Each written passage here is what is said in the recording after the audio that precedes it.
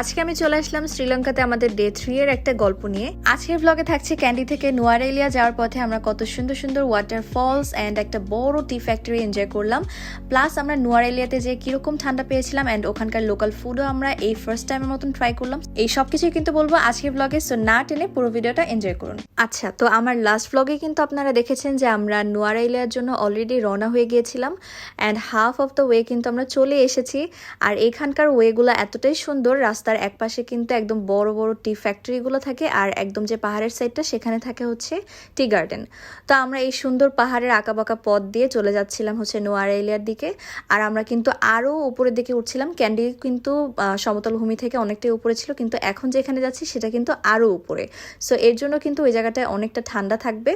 আর এই জায়গার সিনারিওগুলো এত সুন্দর, এটা আসলে নিজের চোখে না দেখলে আপনারা কখনোই বিশ্বাস করতে যাবেন না যে এই জায়গাটা এতটাই সুন্দর ছিল। ক্যামেরাতে কিন্তু সবসময় সৌন্দর্যগুলা আসলে ফুটে ওঠে না, সামনাসামনি দেখলে কিন্তু জিনিসগুলো আরো ভালো মতন বোঝা যায়। আমি বলতে পারি যে ক্যামেরাতে আমার একদম কি বলবো, মানে 50%ও কিন্তু ক্যাপচার করতে পারিনি। তো যাই হোক, এটা হচ্ছে আমাদের একটা স্পট। এখানে দাঁড়িয়ে খুবই সুন্দর পিছনে একটা ভিউ এনজয় করা যায়।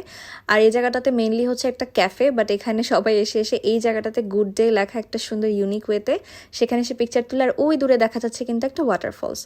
তারপরে আমরা খুবই লম্বা একটা টানেলের মধ্যে দিয়ে চলে যাব। এই টানেলটা এতটাই বড় আর এতটা সুন্দর, মানে ভেতরে লাইটিংগুলো এত সুন্দর লাগছিল যখন গাড়িটা যাচ্ছিল, খুবই ভালো লাগছিল। আর এটা কিন্তু উপরে পুরাই পাহাড়, আর পাহাড়টা কেটে যে কিভাবে এরকম টানেলগুলো তৈরি করে আমার আসলে মানে কল্পনার বাইরে। কারণ ইন্ডিয়াতে যেও কিন্তু আমি এরকম টানেলগুলো দেখতে পেয়েছি, পাহাড়ের ভিতর দিয়ে যায়। সো জিনিসগুলো কিন্তু আসলে অনেক ইন্টারেস্টিং লাগে, আমার কাছে তো খুবই ভালো লাগছিল। এরকম টানেল আমি থাইল্যান্ডে যেও পেয়েছিলাম, আমাদের বাংলাদেশেও কিন্তু আছে বঙ্গবন্ধু টানেল। তো এই তো আমরা কিন্তু টানেল থেকে বের হয়ে গেলাম। এরপরে আমাদের স্পট পড়বে হচ্ছে একটা ওয়াটারফলস। এখানকার ওয়াটারফলস অনেকগুলো আছে, বাট ইন্ডিয়াতে যেরকম অনেক বড় বড় ওয়াটারফলস, এখানে তেমন একটা বড় ওয়াটারফলস না। যদিও এটা বৃষ্টির সময় ছিল না, তারপরেও বেশ ভালোই পানি ছিল। কিন্তু ইন্ডিয়াতে এই সমস্ত জায়গায়, মানে সিকিম বা যে যে জায়গায় আমরা গিয়েছিলাম গ্যাংটকে, সে সমস্ত জায়গায় যে ঝর্ণাগুলো থাকে, ওয়াটারফলসগুলো থাকে, সবগুলো কিন্তু অলওয়েজ পানি দিয়ে পূর্ণ থাকে। তো ওই ঝর্ণা দেখার পর আসলে এই ঝর্ণাগুলো তেমন একটা চোখে লাগছিল না, বাট তারপরেও কিন্তু অনেকটাই বিশাল ছিল ঝর্ণাগুলো। Say it again, say it again. Say that again. Excuse me, can I get your phone? Oh my god. Oh, okay. Washa can speak English too. Now I understand. তো আমরা এখানে অর্ষার সাথে মজা করছিলাম। অর্ষা কিন্তু অনেক সুন্দর ব্রিটিশ অ্যাকসেন্টে ইংলিশ বলতে পারে, বাট ও আসলে বাইরে গেলে অনেক শাই ফিল করে, কারোর সাথে সেরকম কথা বলে না, আমরাই কমিউনিকেট করি। আমরা ব্লুটুথ কানেক্ট করবো ফোনের সাথে, তো এর জন্য এটা অর্ষাকে দিয়ে ড্রাইভারকে বলাচ্ছিলাম আর কি। তো যাই হোক, আমরা কিন্তু দেখতে দেখতে চলে আসলাম খুবই বড় খুবই সুন্দর একটা টি ফ্যাক্টরিতে। এখানে এসেই ফার্স্টে একটা রিসেপশনের মতন ছিল, এটা মেনলি একটা ক্যাফের মতন। এখানে আপনারা চা, কফি বা আরও যে আইটেম, কেকস অ্যান্ড এভরিথিং পাওয়া যায়। তো আমরা চলে আসলাম হচ্ছে একদম ফ্যাক্টরি ভিজিটের জন্য। এখান থেকে আপনাদের জন্য অ্যাসিস্ট করা হবে, একজন এসে আপনাদেরকে এরকম ফ্যাক্টরি ঘুরিয়ে ঘুরে সব কিছু এক্সপ্লেইন করে দেখাবে। And as far as I remember, এখানে টি লিভগুলো মেবি ড্রাই করা হচ্ছিল, আই ডোন্ট নো, আমার আসলে মনে নেই। This factory over 100 years old, established back in 1921 during the British colonial period. So Sri Lanka is very famous for tea. We produce three kind of tea. They're known as the black tea, green tea and the white tea. So all the tea come from the same plant, but way they process completely different. So the black tea we use all this plant, green tea we use the young leaves, white tea natural sun. In Sri Lanka because it has so many medicinal properties, good for heart, cholesterol, blood nice as well, so expensive. Green tea, young leaves, steaming and boiling. এই ব্লুফিল্ড টি গার্ডেনটা, টি ফ্যাক্টরিটা কিন্তু অনেক আগের থেকে, ব্রিটিশদের সময় থেকে এটা চলে আসছে। তো এই ফ্যাক্টরিটা এতটাই বড় ছিল, আর এখানে কিন্তু ভিতরে অনেকটা হিট ছিল, যেহেতু এখানে অনেক টাইপের হিট মেশিনস ছিল। কজ এখানে যে লিফগুলো আছে সেগুলোকে কিন্তু ড্রাই করতে গেলে অবভিয়াসলি হিট প্রডিউস করে এমন মেশিনস লাগবে। সো এই আর কি। তো এখান থেকে সমস্ত বিভিন্ন টাইপের মেশিনস ছিল, আসলে আমার সেরকম মনেও নেই। এখানে এই যে রোলিং, ড্রায়ার, এভরিথিং সব কিছু কিন্তু লেখা ছিল। আর আমাদের ভিজিটার্সের জন্য কিন্তু এরকম পাশ দিয়ে এরকম একটা বাউন্ডারিজ করা ছিল। আর ওই যে ওখানে কিন্তু অলরেডি লিফগুলো ড্রাই করে ক্রাশও করা হয়ে গিয়েছে। এই টি ফ্যাক্টরিটা ঘুরে দেখার পরে বুঝলাম যে আসলে আমরা যে চাটা খাই সেটা আসলে কতগুলো প্রসেস ফলো করে আমাদের খাওয়ার উপযোগী হয়। আসলে বাংলাদেশে কিন্তু টি ফ্যাক্টরি অনেক আছে, বাট সেগুলোতে কিন্তু ভিজিটে সেরকম কোনো একটা ব্যবস্থা নেই। তো যাই হোক, এরপরে বাইরে আসার পরে বিভিন্ন টাইপের যে এক্সক্লুসিভ কালেকশন ছিল তাদের টি এর প্রত্যেকটার স্যাম্পল আমাদেরকে দেখাচ্ছিল। এগুলো আমরা চাইলে কিন্তু কিনতেও পারি। আর এখানে বিভিন্ন টাইপের ডেজার্ট আইটেম, কেকস, তারপরে হচ্ছে আরও অনেক কিছু ছিল। আর এই টি এর যে স্যাম্পলগুলো সেগুলোই কিন্তু তখন আমাদেরকে দেখিয়েছিল। সো এখান থেকে কিন্তু আমরা 2 টাইপের টি নিয়েছিলাম, সেটা আমি পরে আপনাদেরকে দেখিয়ে দিব। আর এখানে আমরা 2টা ফিশ কাটলেট, রোলস, তারপরে কেক, ভ্যানিলা কেক, এই টাইপের জিনিসপত্র অর্ডার করেছিলাম। আর এখান থেকে আমাদেরকে টি এটা হচ্ছে কমপ্লিমেন্টারি হিসেবে দেওয়া হয়েছিল। এরপর আমাদের টি ফ্যাক্টরিটা ঘোরা শেষ। এখন আমরা চলে যাব হচ্ছে আবার নুয়ারা এলিয়ার জন্য। আর অ্যাজ আমরা প্রত্যেকটা জায়গায় এক রাত করে স্টে করছি, অ্যাজ আমাদের সময় খুবই কম, তো এর জন্য আমরা যাওয়ার পথেই, রাস্তার পথেই সব কিছু ঘুরে ঘুরে দেখছিলাম। আর আপনি থাকেন বা না থাকেন, এই রাস্তায় আসলে আর পরে আসা হয় না, যেহেতু এটা ক্যান্ডি থেকে নুয়ারা এলিয়াতে যাওয়ারই রাস্তা। সো এখানে তো আপনি আর ব্যাগ আসবেন না, ওখান থেকে নিশ্চয়ই অন্য জায়গায় যাবেন। সো আপনাদের উচিত সে সমস্ত জায়গায় যাওয়ার সময় যে জায়গাগুলো পরে আর কি ভিজিট করে যাবেন। তো এই যে আবার কিন্তু পাহাড়ি রাস্তা বেয়ে বেয়ে আমরা চলে যাচ্ছি। আর এত পরিমাণে এখানে চা বাগান। আর অলরেডি কিন্তু আপনারা জানেন যে শ্রীলঙ্কা চায়ের জন্য খুবই ফেমাস। সো এখানে অনেক চা বাগান, 2 পাশেই কিন্তু চা সমানে চাষ হচ্ছে। আর মাঝে মাঝেই কিন্তু অনেকগুলো টি ফ্যাক্টরিও পড়ছে, বাট আমরা যেটাতে গিয়েছিলাম সেটাই মোস্ট প্রবাবলি সব থেকে বড় টি ফ্যাক্টরি, আমাদের ড্রাইভার যেটা বলেছে আর কি। তো এই তো এরপরে হচ্ছে এই যে অলরেডি কিন্তু একদম অন্ধকার হওয়া শুরু হয়েছে রাস্তাটা, কুয়াশার কারণে। আরও কিছুক্ষণ যাওয়ার পরেই কিন্তু আমরা অনেকটা ঠান্ডায় চলে এসেছি। আর আমরা তেমন একটা প্রিপারেশন নিয়েও আসিনি। আমরা জানতাম যে এখানে ঠান্ডা পড়বে, বাট তারপরেও না খুবই লিমিটেড কিছু কাপড় চোপড় নিয়ে এসেছিলাম। লাইক অত বেশি শীতের কাপড় চোপড় আমরা আনিনি, কিন্তু এখানে কিন্তু খুবই ঠান্ডা ছিল। লাইক 9 to 7 ডিগ্রির মতন ছিল এখানে। তো এটা কিন্তু আমাদের জন্য অনেকটাই ঠান্ডা, খুবই ভয়াবহ ঠান্ডা ছিল। এখানেও কিন্তু একটা ছবি তোলার স্পট ছিল, সেখানে আমরা নামলাম আর আমি টেস্ট করছিলাম যে আমার মুখ দিয়ে ধোয়া বের হচ্ছে কিনা, কুয়াশা বের হচ্ছে কিনা। তো এরপরে হচ্ছে এই যে এই জায়গাটা এতটাই সুন্দর ছিল। আর এই গাছগুলোতে কিন্তু যখন কুয়াশাগুলো আটকে থাকে খুবই ভালো লাগে দেখতে। তো এরপরে আমরা কিন্তু অলমোস্ট নুয়ারা এলিয়ার শহরের মধ্যে ঢুকে পড়েছি। এই বাড়িঘরগুলো দেখলেই আপনারা বুঝতে পারছেন। আর আমরা যে জায়গাটাতে যাচ্ছি সেটাকে বলা হয় হচ্ছে মিনি ইংল্যান্ড। অ্যাজ এই জায়গাটার নাম ইংল্যান্ড দেওয়া হয়েছে, সো নিশ্চয়ই কিছু না কিছু তো কারণ আছেই যেটার কারণে এটাকে ইংল্যান্ড ডাকা হয়। সো সেটাই আমরাও দেখবো আর আপনাদেরকে দেখাবো, চলেন। আর এই যে যেতে যেতে কিন্তু খুবই সুন্দর সুন্দর 5 স্টার মানের হোটেলও দেখতে পাচ্ছিলাম। কিন্তু অ্যাজ আমরা ইংল্যান্ডে যাচ্ছি, সো 5 স্টার মানের হোটেলে থাকার কোনো মানেই হয় না। আমরা চাই যে ইংল্যান্ডের যেরকম বাড়িগুলো হয় কটেজের মতন, সো সেই সমস্ত বাড়িগুলোই আমরা খুঁজবো। অ্যান্ড ওখানে আপনারা এরকম টাইপের হোটেল অনেক পাবেন। আর 5 স্টার হোটেল খুব কমই বলতে গেলে চলে, কিন্তু এই টাইপের যে ইংল্যান্ডের বাড়িঘরের মতন যে ঘরগুলো সেগুলো আপনারা অনেক পাবেন সেখানে গেলে। সো আপনারা এত টাকা খরচ করে লন্ডনে না গিয়ে আপনারা কিন্তু শ্রীলঙ্কাতে আসলেও এরকম একটা সুন্দর শীতের অনুভবও পাবেন, প্লাস ইংল্যান্ডের মতন বাড়িঘরও পেয়ে যাচ্ছেন। তো যাই হোক, আমরা খুবই এক্সাইটেড ছিলাম ওখানে যাওয়ার জন্য। প্লাস রাস্তায় কিন্তু অনেক ঠান্ডা ছিল, আমরা তো সব গ্লাস সব কিছু লাগিয়ে দিয়েছিলাম। আর এই সমস্ত 5 স্টারগুলো কিন্তু পাহাড়ের থেকে শহর থেকে একটু দূরে পাহাড়ের উপরে ছিল। তো আমরা চাচ্ছিলাম না যে শহর থেকে খুব একটা দূরে যে থাকতে, কারণ তখন আর কি আমরা লোকাল ফুড বা যে কোনো ফুড ট্রাই করতে গেলে তখন একটু কষ্ট হয়ে যাবে, অ্যাজ এটা পুরোটাই কিন্তু পাহাড়ি রাস্তা। তো আমরা খুবই খোঁজাখুঁজি করতে করতে এইখানে এই কুলিং উড হোটেলে চলে আসলাম। এই হোটেলটা আমি ফেসবুকে আর হচ্ছে অ্যাগোডাতে চেক করে দেখেছিলাম, রুমগুলো খুবই সুন্দর লেগেছিল আমার কাছে। তো এই দেখেন পাশের আশেপাশের বাড়িঘরগুলো, হোটেলগুলোও কিন্তু দেখতে একদমই লন্ডনের বাড়িঘরের মতনই।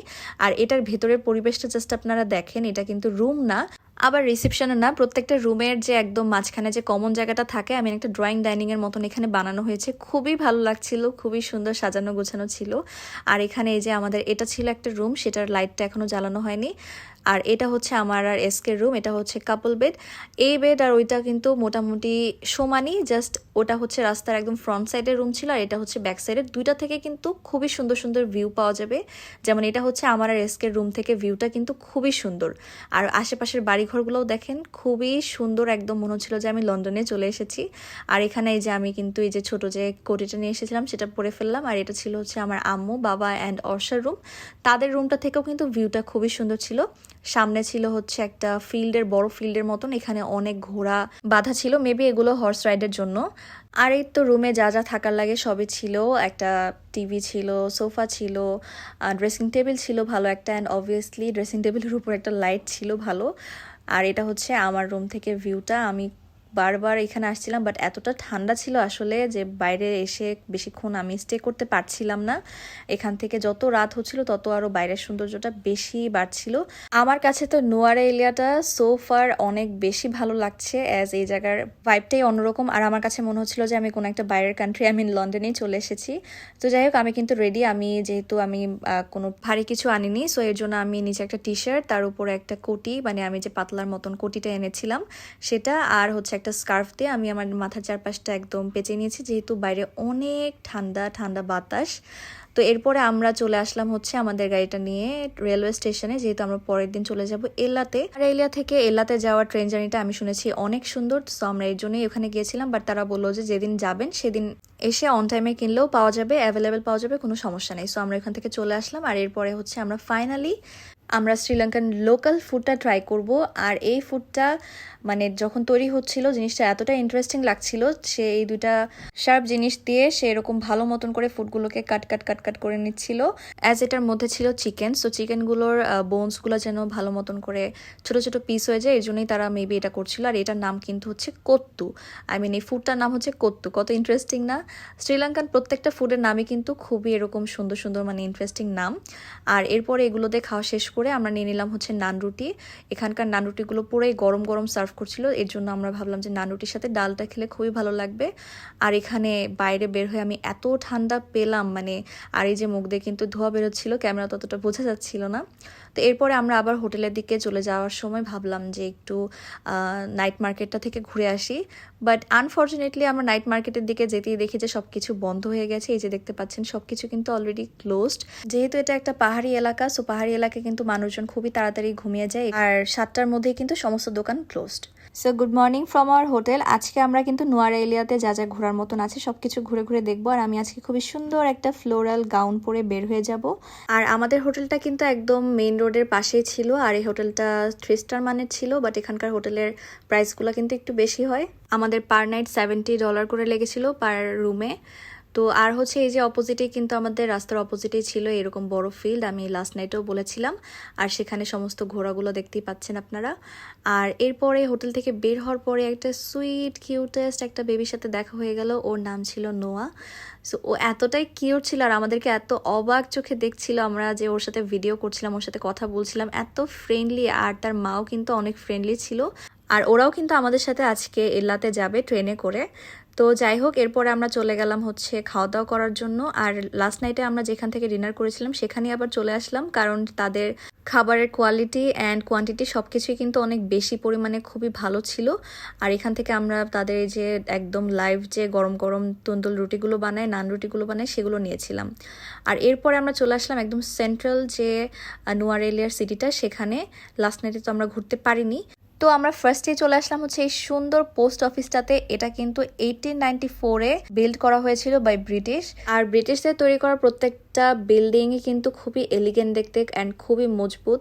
আমার কাছে তো খুবই ভালো লাগে ব্রিটিশদের প্রত্যেকটা জিনিস দেখতে। আর এখানে যেহেতু অনেক ইউরোপিয়ানসরা অ্যান্ড ব্রিটিশরা ঘুরতে আসে, আর এই জায়গাটা কিন্তু কাইন্ডা মিউজিয়ামের মতন, সো এখানে তাদের ইউজ যে কোনো যে অফিসের জিনিসপত্র সবই এখানে সাজানো ছিল। এরপর আমরা চলে যাব হচ্ছে আমাদের নোয়ারা এলিয়ার সেকেন্ড স্পটে, এটা হচ্ছে ভিক্টোরিয়া গার্ডেন।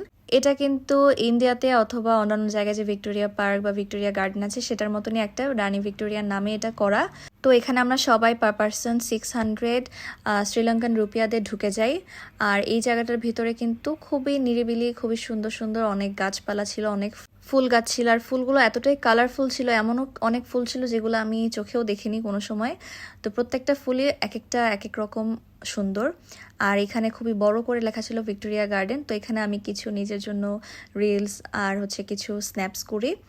আর এই তো এখানে আমরা সবাই ঘুরে ঘুরে একটু পিকচার তুলছিলাম। আর ছবি তোলার জন্য খুবই পারফেক্ট একটা জায়গা হচ্ছে এটা। আর এই ফুলগুলো দেখেন খুবই মনে হচ্ছিল, প্রত্যেকটা ফুল অ্যান্ড গাছপালা দেখে মনে হচ্ছিল যে সবকিছু এখানে আর্ট করা। এই পার্কটা কিন্তু অনেকটা জায়গা জুড়ে ছিল। আর হাঁটতে হাঁটতে আমরা চলে আসলাম ওয়ার্ল্ড পিস ট্রি এর সামনে। আর এই গাছটা কিন্তু ছিল বিশাল বড়, ক্যামেরা আসলে ততটা বড় বোঝা যাচ্ছে না, শিকড়টা দেখলেই বুঝতে পারবেন। খুবই বড় অ্যান্ড বিশাল মোটা রুট ছিল। তো এরপরে হাঁটতে হাঁটতে খুবই কিউট অ্যান্ড খুবই সুন্দর একটা বিশাল সাইজের স্কোয়ারেল দেখতে পেলাম। এটা এতটাই কিউট ছিল, খুবই সুন্দর। আমি ওর পিছন পিছন যাচ্ছিলাম আর ও সেরকম ভাবে দৌড়াচ্ছিল। আর আমি এই টাইপের কিউট কিউট ক্রিয়েচার্স দেখলে একদমই নিজেকে ঠিক রাখতে পারি না, মনে হয় যে যদি একটু যে ধরতে পারতাম। আর এখানে আসার পরে না, শ্রীলঙ্কাতে বলেন অথবা মালদ্বীপে বলেন, আমার চুলটা এতটাই হেলদি অ্যান্ড শাইনি হয়ে গিয়েছিল। এখানে আপনি যেই মানের হোটেলেই থাকেন না কেন, প্রত্যেকটা জায়গার পানি কিন্তু অনেক ভালো। পরে চলে যাব হচ্ছে একটা সেন্ট্রাল মার্কেটে। এই মার্কেটটাতে মেইনলি আপনাদের fish, meat, grocery, fruits and everything item এখানে পাওয়া যাচ্ছিল। এখানে আপনার চিকেন বলেন অথবা মিট, বিফ যাই বলেন না কেন, সবই কিন্তু ছিল অ্যাভেলেবেল। আর এখানে এই যে মাছের দামগুলো কিন্তু উপরে লেখা ছিল, এগুলো সব শ্রীলঙ্কান রুপিতে লেখা।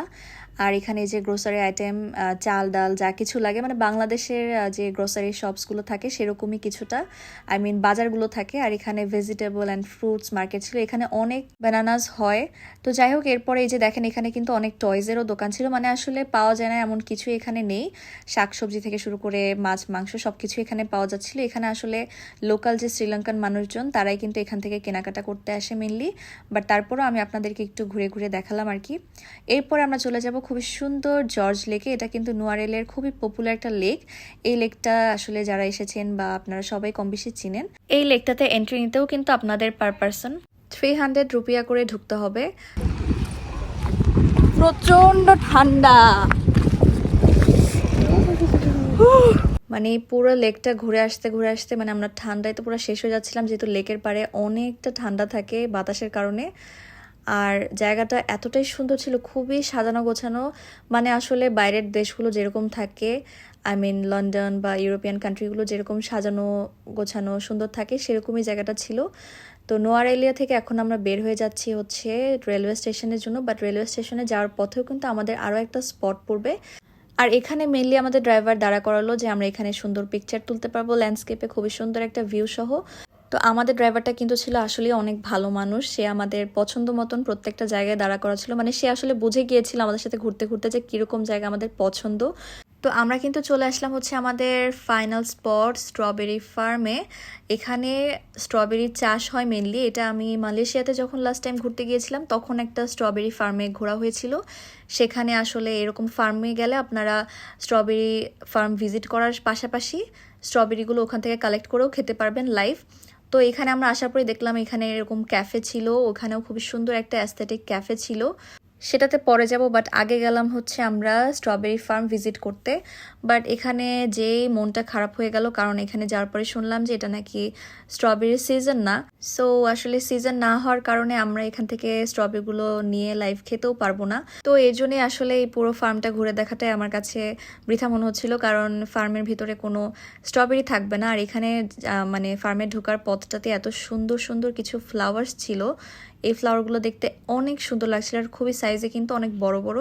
আর দেখতেই পাচ্ছেন আপনারা যে এখানে কিন্তু সেরকম কোনো স্ট্রবেরি নেই, আর খুবই ওভার প্রোটেক্টিভভাবে এগুলোকে রাখা, যেহেতু এখনো পর্যন্ত এগুলোতে কিন্তু স্ট্রবেরি হয়নি। তো যাই হোক, কি আর করার, মনটা খারাপ ছিল যে স্ট্রবেরি খেতে পারলাম না লাইভ। আর স্ট্রবেরি তো সবারই আমাদের কম বেশি পছন্দ। তো এরপরে হচ্ছে স্ট্রবেরি ফার্ম থেকে বের হওয়ার পরে এখানে খুবই সুন্দর একটা ভিউ ছিল, ওই জায়গাটাও কিন্তু একদম স্ট্রবেরি চাষ হচ্ছিল।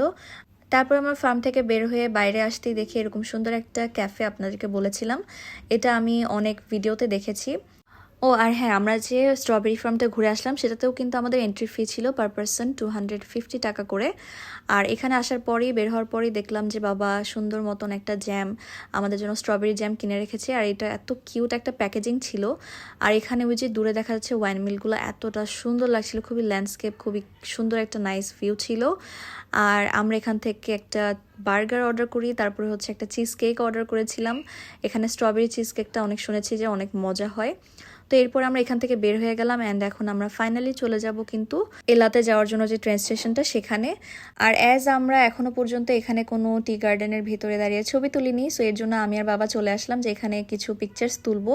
তো এই তো ফাইনালি আমরা চলে আসলাম হচ্ছে টিকিট কালেক্ট করতে, যেহেতু এখানে আসার পরে বলেছিল যে আপনারা অন টাইমে টিকিট পেয়ে যাবেন। সো এখান থেকে আমরা নিশ্চিন্তে টিকিটটা কাট করে নিলাম। আর শ্রীলঙ্কাতে কিন্তু প্রচুর পরিমাণে ফরেনার্সরা ঘুরতে আসে। আর আপনারা বিশেষ করে যখন এলাতে যাবেন ট্রেনে করে, ট্রেন স্টেশনে আসলেই দেখতে পারবেন যে এখানে কোনো লোকাল মানুষজন নেই, কোনো বাংলাদেশি, কোনো ইন্ডিয়ান নেই, খালি দেখবেন ফরেনার্স, খালি দেখবেন ইউরোপিয়ান মানুষজন। তো এই তো আমরা কিন্তু রেলওয়ে স্টেশনে চলে আসলাম। আর এখানে একটা ওভারব্রিজের মতন পার করে তারপরে এখানে যেতে হয় নিচে। এখানে হচ্ছে ট্রেন স্টেশনটা। আর এখান থেকে নামার পরে লেফট সাইডে আসবে আমাদের হচ্ছে এলার ট্রেনটা। আর এই ট্রেনটা মেবি কোনো জায়গা থেকে আসলো অথবা অন্য কোনো একটা জায়গায় যাবে, আমি ঠিক শিওর না। আর এখানে আসার পরে এই যে আবার কিউটি বেবিটার সাথে দেখা হয়ে গেল, খুবই ভালো লাগছিল। আমার মনে হচ্ছিল যে ওর সাথে আমার আবার দেখা হবে এখানে আসলেই। আর দেখেন এই যে এখানে ওয়েট করছে সবাই কিন্তু ফরেনার্স। তো আজকের ভিডিওটা কিন্তু আমি নুয়ারা এলিয়া পর্যন্তই শেষ করে দিচ্ছি। আমি ট্রাই করেছি আপনাদেরকে ইচ অ্যান্ড এভরি ডিটেলস বলতে। সো আই হোপ আপনাদের ভিডিওটা কাজে লাগবে। এরপরের ব্লগে কিন্তু থাকছে আমাদের most awaited journey from Nuwara Eliya to Ella by train. এই এলাতে আসলে কিন্তু একমাত্র আপনারা থাইল্যান্ডের মতন ভাইব পাবেন। সো এখানে আসলে আপনারা কোথায় থাকবেন, কোথায় খাবেন এবং কোন কোন জায়গায় ঘুরতে যাবেন সেসব কিছু ডিটেলস কিন্তু বলবো। এছাড়াও থাকছে প্রত্যেকটা মেয়ের বাকেট লিস্টে থাকা এই সুন্দর লং টেল ড্রেসগুলো পরে সুইং এর সাথে ছবি তোলার ডিটেলস। আর অবভিয়াসলি 3 স্টার মানের একটি হিল ভিউ রিসোর্টের সন্ধান তো আপনাদেরকে দিবই। So wait for my next blog. Till then take care everyone, tata.